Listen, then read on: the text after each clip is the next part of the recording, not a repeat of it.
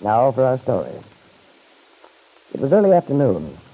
Cutting across the courthouse square on his way to see his attorney, Angus McKillop, Bill Meade had noticed an expensive perambulator which contained a very lovely baby, attended by a neatly dressed, dark-haired young woman. Coming closer, Bill had been certain this was the baby he believed to be his son. In the care of the nurse, he understood Ben Calvert had brought from Chicago. He'd stopped and introduced himself. His affection for the child was so obviously sincere that he'd quite won Miss Thorndyke's heart. She'd even let him take the youngster out of his carriage for a moment. Now, as he arrives at his attorney's office, more than ever, Bill is determined to get the matter of custody settled. Determined to give his son the break he should have. Hello. The door is locked. Hello, Mr. McKillop. Oh, it's you, lad. Well, don't stand in that doorway like a ghost without a home. Come in. Okay. Now sit here, where I can see you without twisting my neck. Thanks. Hey, what are you thanking me for? It didn't cost anything. So you're in a merry frame of mind, are you? And the last time we met, you were as pale as Sir James when he met the Black Knight. Who? Don't tell me you know nothing of Scotch history. I'm afraid I'm pretty ignorant on the subject. If you are, you're the loser. Yeah, I guess I ought to read up on it. I do seem to remember something about a fellow named Bruce. I should hope so. One of the bravest kings the Scots ever had. The Battle of Bannockburn. There was a battle for you. 100,000 men against 30,000 Scots. And the 30,000 drove them out of Scotland. Hey, that must have been quite a fight. What sort of weapons did they use in those days? Bows and arrows. As good a weapon as a man needs for a clean fight. Bombs and tanks. Nonsense. Well, lad, what's on your mind? Speak up. I thought I'd better have another talk with you, Mr. McKillop. Talk, then. I'm listening. Well, several things have changed since I saw you last. You remember I was hoping then that if I showed Kit, my wife, that I was on the level about getting the divorce. Well, I sort of thought maybe she'd go ahead and get one herself. It would have been easier that way. What happened? She refused. Yeah, I thought she would. You did? Of course. I've known the girl's father since she was a wee babe. Ben Calvert was born to make trouble from the first breath he drew. He put her up to it, without a doubt. Yeah, you've certainly got the picture right, Mr. McKillop. In spite of how Kit feels, I think she might have been willing to listen to reason. Except for her father. Oh, he was furious when I turned down the proposition he made me. What proposition was that? Now, if I'm to help you, you'll have to give me the facts. I've heard of no proposition. Oh, well, that's why I came up today. I wanted to bring you up to date. The idea is Mr. Calvert offered me a choice, a quiet divorce. He said Kit would go away and get one if I made no attempt to get custody of my child. But if I tried to get the baby, well, the Kit would contest the divorce. He said he'd fight with every weapon he had. Every weapon, eh? Now, that sounds bad, my boy. Yeah, well, I realize it might be quite a battle. Lad, the Battle of Bannockburn will look like a party for the children if Ben Calvert decides to use every weapon as he threatens to. He's got money, position, no conscience. Nobody knows that better than I do. And he'll do what he says if I know him, which I do, worse luck. Yeah, that's what has me worried. Unless the fact that he made that offer means something. Yeah, it's a strange thing, come to think of it. Strange, Mr. McKillop? Yes. An odd business indeed. When Ben Calvert gets to the point of making proposals and suggesting terms. Yeah, that's the way it seemed to me. I couldn't figure out why he did it. Of course, he's bound and determined to keep the baby at any cost, but... That may be. But it's not like the old skinflint to offer one thing in exchange for another. He's a man to grab with both hands. Puzzles me. There's something behind it, all right. I'd like to know what it is. Yeah, so would I. Well, not that it alters the essential facts, however. But it must alter them somehow. Look, Mr. McKillop, Mr. Calvert as much as offered me a bribe, provided I drop any attempt to get custody of my own son. Now, it must mean that he's afraid of something. Very likely it does. Well, and if we take the case into court, doesn't that mean we have a good chance of winning? Not by a long shot. Oh. Well, of course, I don't know anything about the law. That, lad, is at the same time your weakness and your strength. But I should think if the truth is on your side, truth which anyone could recognize... The law recognizes its own truth, lad. And that truth may not be visible to you or even to me. Now, that's the catch to it. Yeah, but even so, if Mr. Calvert's afraid of something, whatever it is, when we take the case into court, maybe we'll find out what it is. That's why I... You might find out what he's afraid of, but you can't hope that it'll do you much good. No, lad, you're on the wrong side of the fence. What do you mean? You don't think I should just sit back and do nothing, do you? When I saw you before, you said... I've looked into matters more thoroughly since then. And what I found was not very encouraging. Well, we've got to do something. I can't go on like this, up in the air. Why, I hadn't even seen the kid for weeks until today. Huh? You went to the Calvert's house, did you? No, I saw him just now on my way over here. They were across the street in the courthouse square. He and his mother? As far as I know, Kit never has anything to do with the baby, let alone taking him for an outing. No, he was with his nurse, Miss Thorndyke. Thorndyke, eh? She probably knows a lot about what goes on in that house. What sort of a woman is she? Well, she seems very confident. She's awfully fond of the kids. We had quite a talk. Hey, if they're still there, maybe you can get a look at him. Wait a minute, I'll see. Yeah, there they are. You don't say. Wonders we'll never see. Hey, come and see him, Mr. McKillop. You know, he's not just an ordinary baby. He's a very exceptional fellow. Now, look, lad, I respect your paternal pride, but don't ask me to share in it. I can see him grinning from here. Yeah, more credit to your eyes. Now come back along here. Here comes stop behaving like a schoolboy and showing off his new bicycle. Come here, now. Oh, I'm sorry. It's the first time I've seen him in such a long time. Guess I got sort of excited. I see that you did. You're bubbling over like a new bride saucepan. Now, you better simmer down. I'm sorry. That's all right, boy. There's nothing wrong with you that a few years won't take care of. You're young yet. Young and foolish. Yeah, I guess I am. But you have one thing in your favor. I'm glad to hear it. You're honest. When a man's been a lawyer as long as I have, he learns to appreciate honesty. Treasure it like a precious jewel. Yeah. Well, I've always tried to be honest. Though it doesn't always seem to make things easier. No, that's the rub, lad. But you have to stick it out just the same. The world, especially the world of the law, is a strange one, full of uncertainties. That's where the danger lurks. You have to know where to expect the pitfalls. Yeah, I realize that, Mr. McKillop. You see, that's why I came to you. I thought if you knew the whole situation, maybe you could help me. Maybe you'd have an idea what to do. Hey, plenty of ideas. Yeah, what to do. Hey, plenty of ideas. Yeah, what to do. Hey, plenty of ideas. Yeah, what to do. Hey, plenty of ideas. Before, my wife doesn't want the child. I know she doesn't. There must be some way. There is, my boy. You think I have a chance to win? No. Not a ghost of one. Well, then, what do you mean, there's a way? My advice to you is accept Ben Calvert's proposition. Accept it? It's the only way.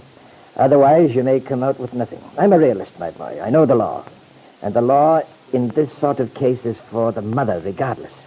Yeah, but Kit doesn't want the child. It's Mr. Calvert. You say you've known him a long time. Well, you ought to know... I've known him, yes.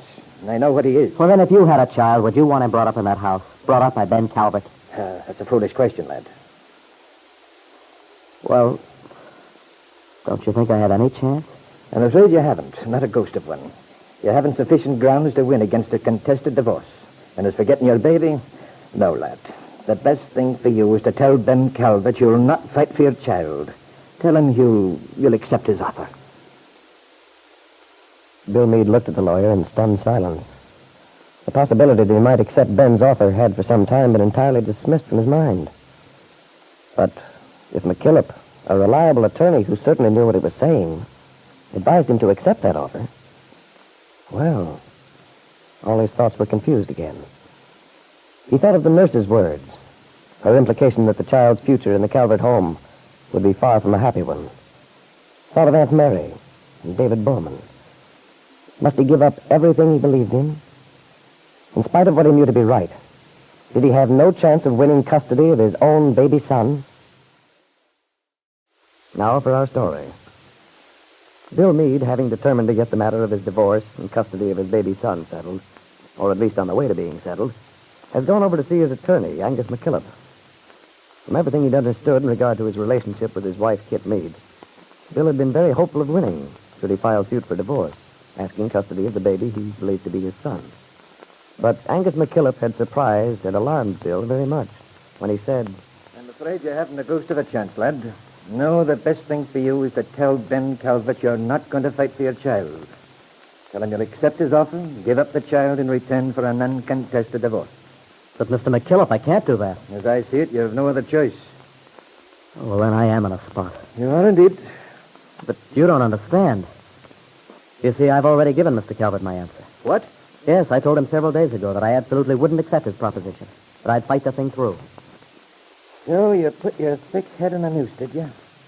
Look, lad, you'd better run along now. You need a magician, not a lawyer. Oh, but wait a minute, Mr. McKillop. I thought... Thought, did you? You'd be a lot better off if you wouldn't try. I'm your lawyer, and I'll do the thinking for you. I'm sorry. Being sorry doesn't help. People are always sorry after it's too late. I don't know why I like you, but I do. Well, let's see what can be done about it. Now, give me the facts. Start from the beginning. The beginning? Certainly. You mean you want me to tell you the whole story of my marriage? Yes. Well, it's so long. Never mind. Just you recite the whole tale of woe. If I can stand listening, you can stand the telling. Okay. And don't pretty it up, lad. It's the black side which reveals the reasons. Now give it to me straight. Yeah. Well, gosh, I hardly know where to begin. There's only one place to begin. At the beginning.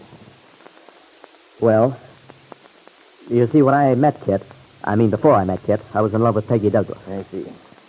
So naturally, you went off and married Miss Calvert. That makes a lot of sense. Well, that's the trouble. It sounds like such a crazy thing to do. And it was. I don't quite know how to explain it to you, except that I was, well, sort of green. Now I look back on it, I realize that Kit put on quite a campaign. I still don't know why she was so determined to marry me. That's easy enough. Did you ever hear of the law of supply and demand? Well, sure.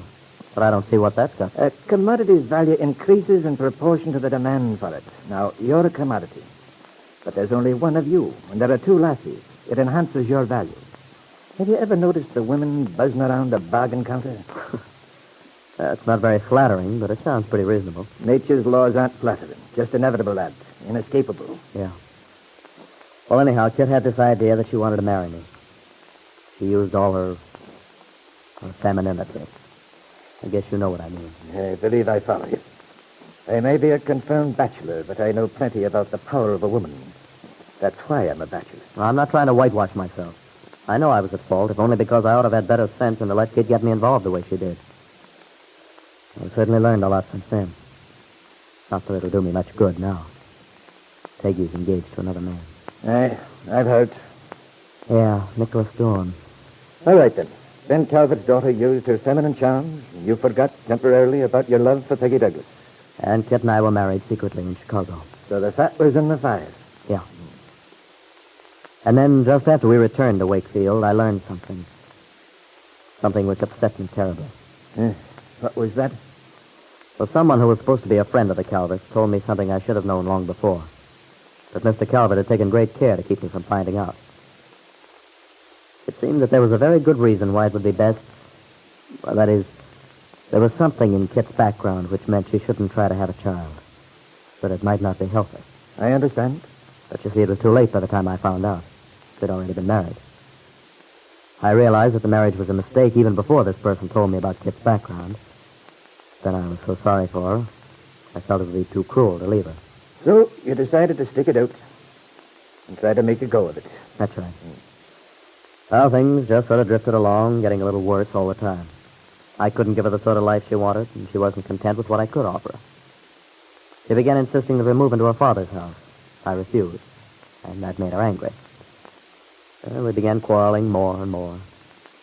Finally, it reached such a point that I knew there was no answer but a divorce. I told her so. What did she say? Well, you see, by then she'd learned that she was going to have a child. That changed the whole picture. Yes, of course it did. But she must have answered something. Did she agree that the marriage had failed? Well, she told me she was going away until after the child was born. Asked me to wait until she returned. She told me that we'd work out something then. But she did say she realized as much as I did that we couldn't go on the way we had been. So she went away. The letters never said much.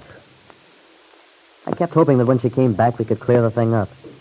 But then when she came back with a baby, she seemed to think that I'd have forgotten all about it. She acted as though we'd never discussed a separation. Naturally she did. She had given you a son.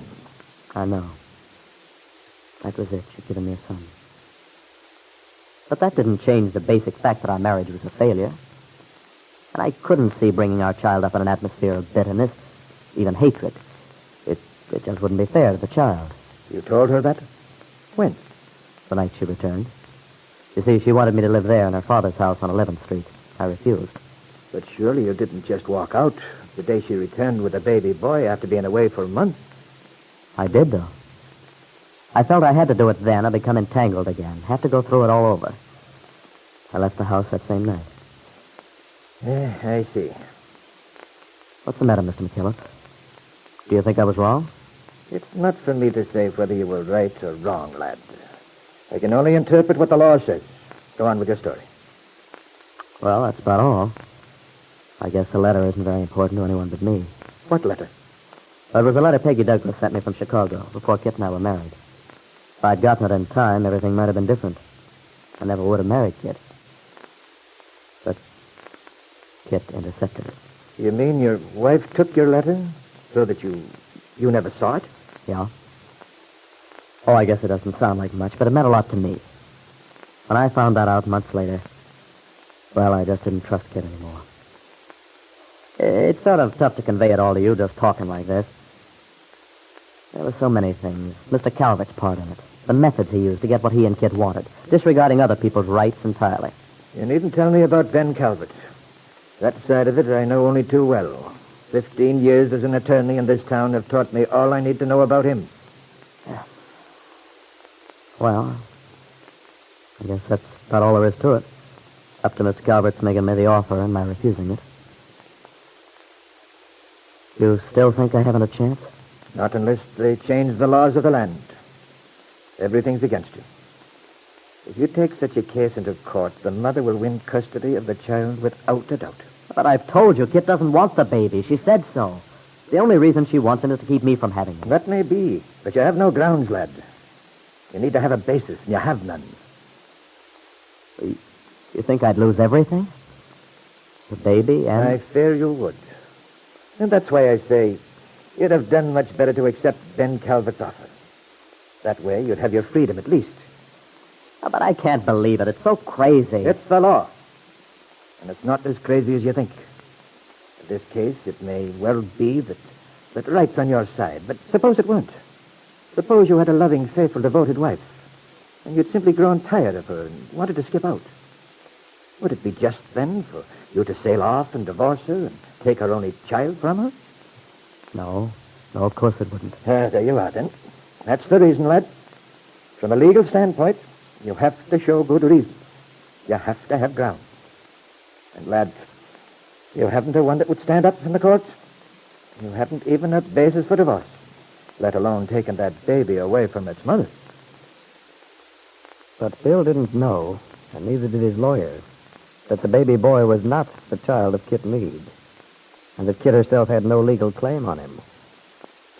And the baby's true mother, Lisa Fenner, for whom Kit Meade had taken him by deception and trickery, was at that moment walking out of a hotel room in Chicago. And in her handbag, there was a railroad ticket to Wakefield. Now for our story.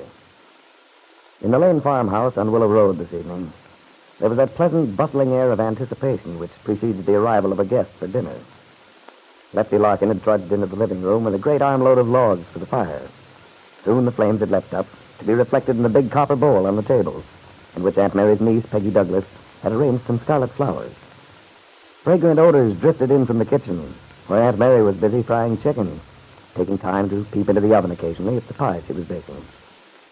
Upstairs in her room, Peggy was changing into a dress which was the favorite of Nicholas Dorn, the one of white wool with gold trimming around the neck. Peggy's friend, Jane Plummer, was sitting on the bed, chatting. But now she wandered into the kitchen to talk to Aunt Mary for a while. Hello, Aunt Mary. I thought I'd come down and bother you for a change. Why, Jane, you're no bother. Sit down, child. I'm glad to have company.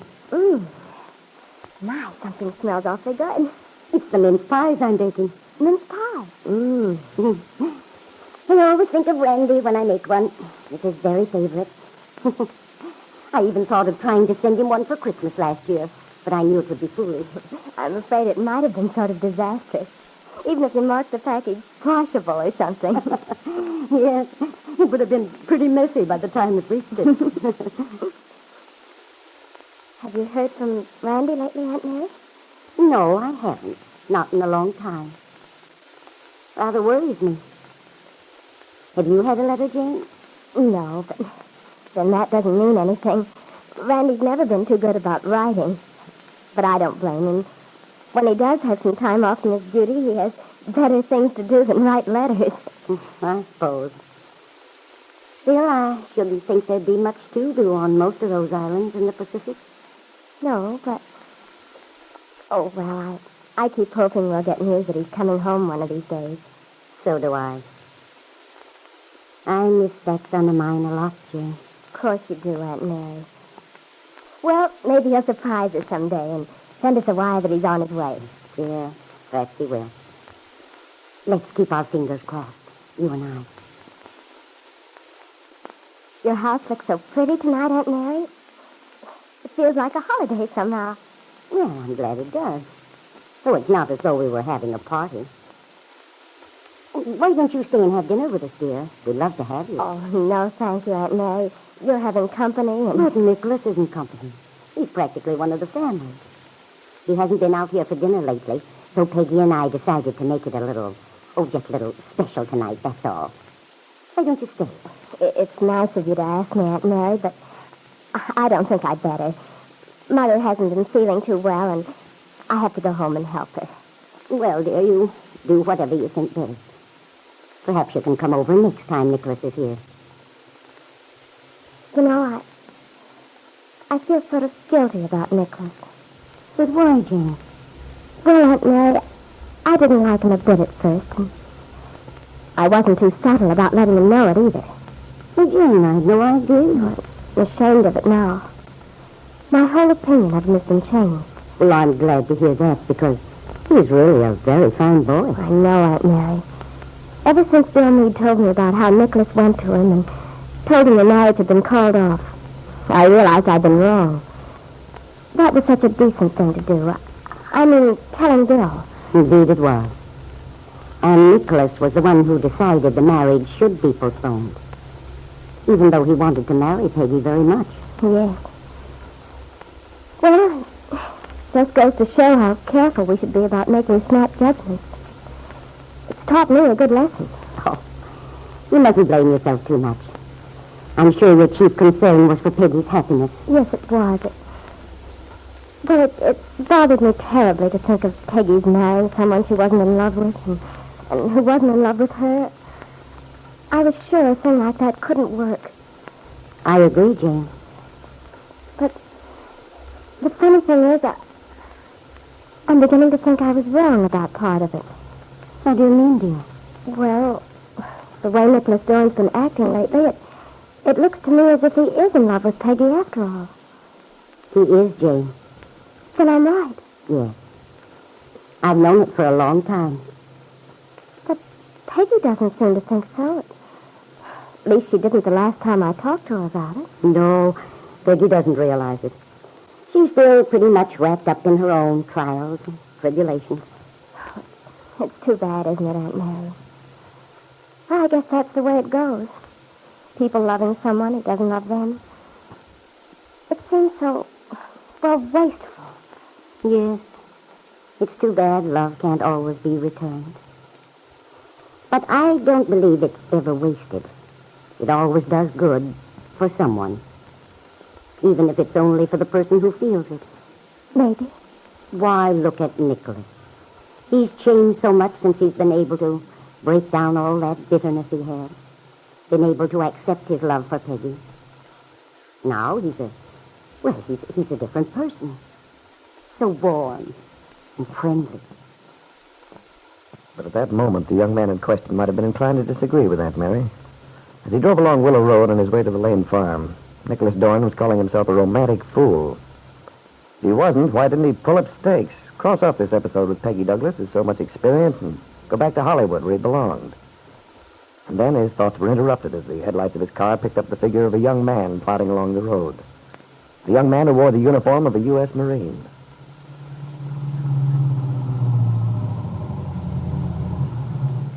Hello there. Oh, hi. Can I give you a lift? Yeah, you sure can. Fine. Hop in. Oh, thanks. I will.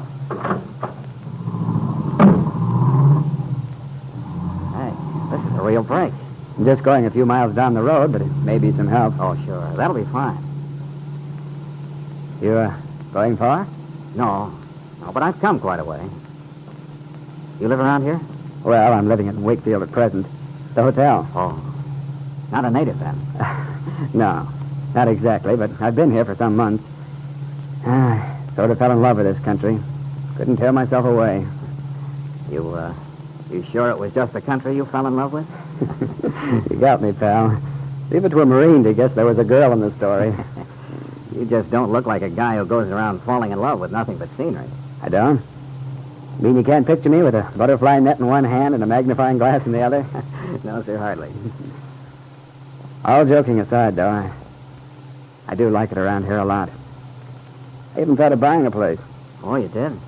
I'm surprised you found anything for sale. Oh, it's a charming little place. Picturesque.